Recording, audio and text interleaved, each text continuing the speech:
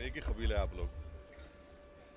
हाँ, तो वही सवाल बोल दूं उसी पे। सर, प्रधानमंत्री ने जो फास्ट ट्रैक कोर्ट की बात की, उन्होंने कहा है कि हम युवाओं के साथ हैं, क्या कहेंगे इस पूरे विषय पर? देखिए, प्रधानमंत्री तो एक तरफ ये बात कह रहे हैं और आज उनकी सरकार ने दिल्ली पुलिस कमिश्नर को नेशनल सिक्योरिटी एक्ट के तहत कमिश्नर ऑफ दिल्ली पुलिस को ये पावर दिया है कि वो 12 महीने तक डिटेंशन में बच्चों को रख सकेंगे।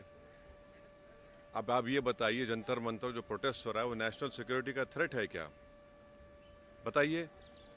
देश का 50% आबादी जो है 25 साल से कम उम्र का है, वो लड़के अपने फ्यूचर के लिए अच्छा करने के लिए जिनकी ज़िंदगी बर्बाद हो गई, वो आकर प्रोटेस्ट कर रहे हैं, तो मोदी सरकार बोलती है कि नेशनल सिक्योरिटी का थ्रेट है। आप एनएसए लगाना चाह रहे हैं उनके ऊपर, 1980 का एक्ट जो है, माने 12 महीने उनको दिल्ली पुलिस उनको बगैर अरेस्ट बताए डिटेंशन में रखेगी। क्यों इस तरह की बात करते हैं? एक तरफ तो कुचलने की कोशिश कर रहे हैं आप, और ये जो स्पेशल कोर्ट्स बोल रहे हैं, कई का स्पेशल कोर्ट्स क्या है? ये कुछ नहीं है, सब मजाक है ये।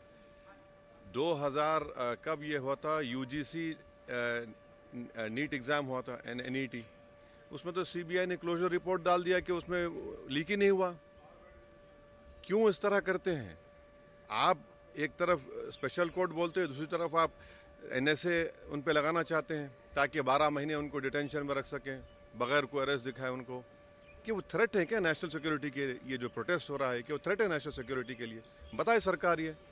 अगर वो नौजवान युवा लड़ रहे हैं, थ्रेट है तो बता दीजिए नेशनल सिक्योरिटी का। ये तो गलत है बहुत। आप इस तरह अगर उनको इस प्रोटेस्ट को क्वेल करेंगे या दबाएंगे, वो दबने वाला नहीं है।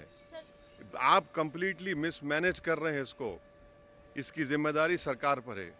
सरकार ये कह रही है कि ऑपोजिशन जो है इसको राजनीतिकरण दे रही है, राजनीतिक एक नोटियां एक फेंक रही है। एक एक बात बता एक डिस्कशन बात के एक लिए एक बात तैयार है, बताइए, वो जो डिस्कशन जो नहीं बच्चे कर मर रहे। जो बच्चे हाँ। मर चुके हैं, किसी इंसान की औलाद थी ना? ये बिल्डिंग क्यों बनाई गई है? यहाँ पर आकर हम लोग थाली मारें, उनकी तकलीफ को बयान ना करें और हम सिर्फ रबर स्टैम्प की तरह बैठे रहें? अगर उन बच्चों को जो मर चुके हैं, आप अंदाज़ा भी नहीं कर सकते जिनका नुकसान हुआ है। चलिए, आप एमपीज़ को बोलिए एग्ज़ाम लिखो, एक एग्ज़ाम लिखो फिर दूसरा एग्ज़ाम लिखो। क्या कर रहे हैं आप? समझ नहीं रहे हैं आप। उन नौजवानों को आप समझ ही नहीं रहे हैं। आप ये समझ रहे हैं कि उनको दबा देंगे। आप नहीं दबा सकते उनको। आप जो दबाने की कोशिश कर रहे हैं वो और ताकतवर होंगे, उनकी ज़िद और बढ़ेगी। आप तो बातचीत ही नहीं करना चाहते। आप तो बोल रहे हैं कि माई वे और द हाईवे, तो गलत है ये। सर, ये जो डिस्कशन की पार्लियामेंट्री अफेयर्स मिनिस्टर ने दोनों हाउस में बोला है, कह रहे हैं हम लगातार अपील कर रहे हैं कि डिस्कशन के लिए आए जो तमाम एक opposition बात सुनिए, जो इस सरकार का कंटिन्यूस बिहेवियर रहा है, आंदोलन हुआ एडवोकेट्स का, आंदोलन हुआ किसानों का लाल किले के पास, CAA का प्रोटेस्ट हुआ जिसमें पुलिस ने जामे मिलिया में घुसकर लाइब्रेरी, कैंटीन, हॉस्टल में मारा, एक बच्चे की आंख चले गई, सर पैर तोड़ दिया गया। आप इसी तरह से अगर इस मेथड को अडॉप्ट करेंगे, आपको कुछ हासिल नहीं होगा। बल्कि जनता में ये बात जा रही है कि रोड पर निकलने से ये बीजेपी सरकार डरती है, पार्लियामेंट में डिबेट से नहीं डरती है वो।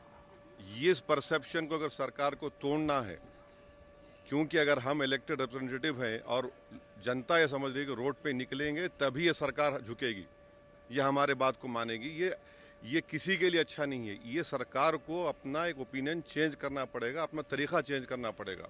आप कौन सा ग्राउंड है आपका? हम तो जनता के नुमाइंदे हैं ना। बस चलिए, देखिए सर, हो गया बस। बाबा